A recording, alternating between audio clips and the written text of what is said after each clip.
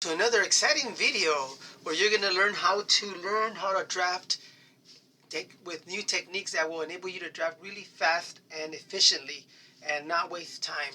Today we're going to learn how to create steel columns and steel roofs with the intention of being able to slope them and not break your model.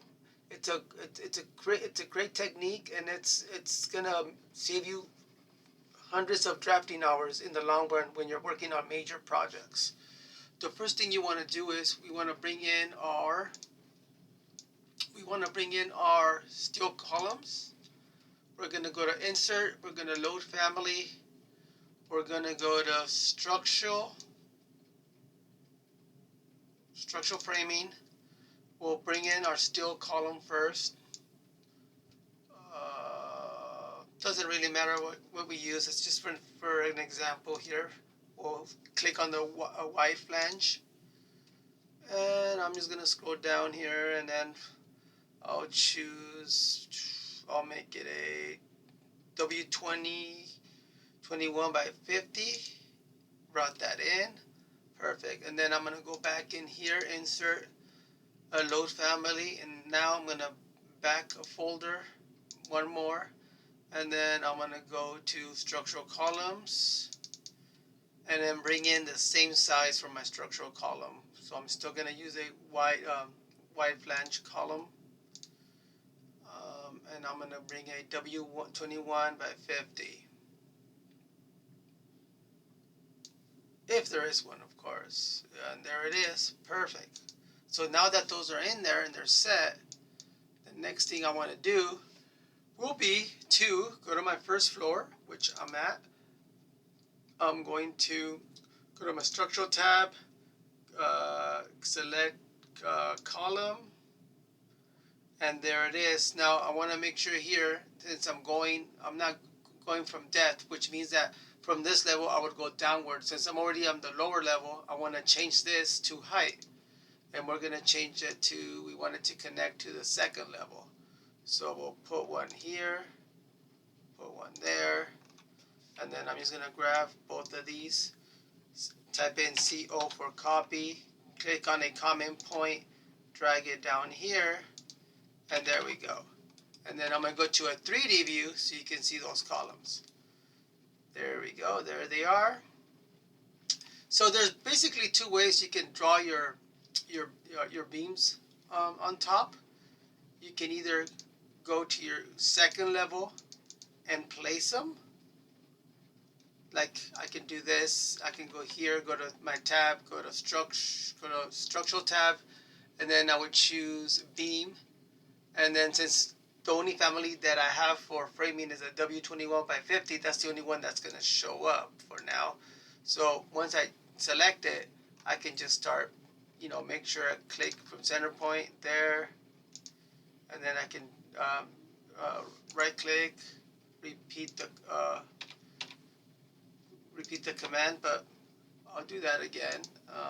Go to beam, click there, and then let's go to 3D view. There it is. Delete once. I think I drafted it twice. The reason it's not showing up is because we have to adjust our view range. So we're going to type in VR for view range. And for our cut plane, it's showing that it's above 4 feet. So in order for us to be able to see our beams, we're going to have to lower our cut here to a negative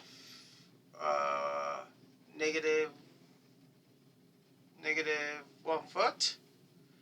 That should work. But if we do that, we have to, we'll do our bottom cut to level 1, and we'll apply.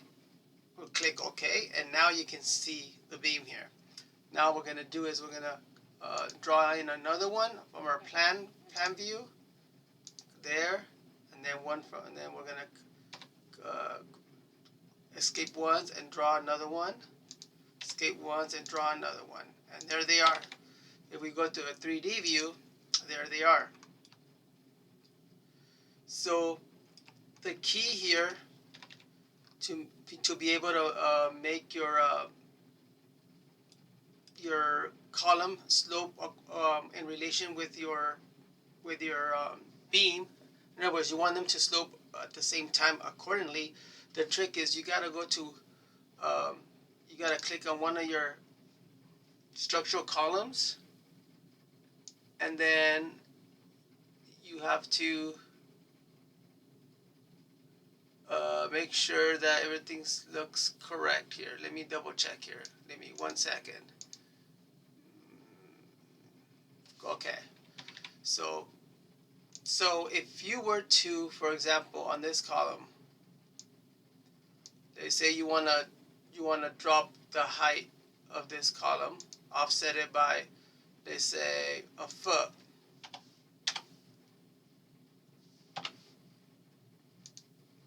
See what happened there? The column, I shortened the column by a foot. However, let me change this to shaded. However, as you can see, it didn't bring with it the two beams with it, so that we could have a slope, beam here. So I'm gonna undo that, go back, and then what I'm gonna do is, in order to make this column and beam slope at the same time, you have to go to your actual beam. You gotta go to your properties here, and then from your properties you gotta change the attachment type here. This is the key. There's two types of attachments. There's the start and the end, which will be equivalent to the start here or the end there, or vice versa, the end there and the start here. So we're gonna click back on the beam so we could activate its properties, and we're gonna change these to distance. Each one of these we're gonna change them to distance. Yes, distance, which I think we have distance. So we click on this one. I'm just going to double check. Yeah, they're both set at distance.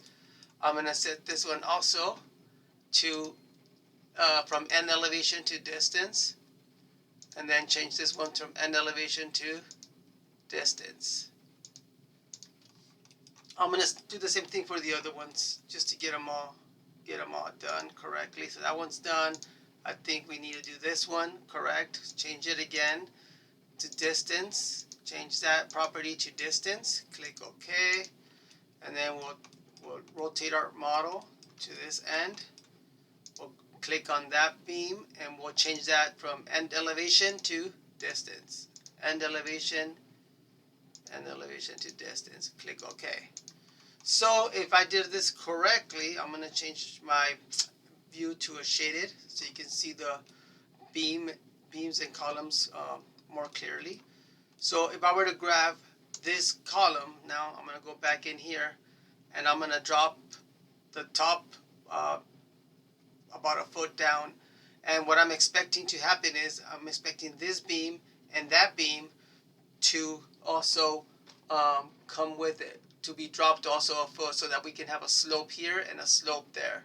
So let's see if that works. So we're gonna go to here we go, top elevation. We're gonna drop it a foot.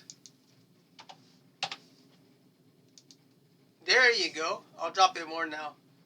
I'll drop it 2 feet. Perfect. And as you can see now, both the beam and the column both adjusted accordingly to the adjustments done to the column, which is great. That's exactly what I wanted. And then from here, if I wanted to add a roof pattern, I can add a roof pattern, and it would also slope accordingly and attach to these beams. So with this video, you learned something awesome. You learned how to be able to slope beams and columns at the same time by changing the attachments to your beams. And that's the key. Once you set your columns and then you set your beams, you gotta change your attachment types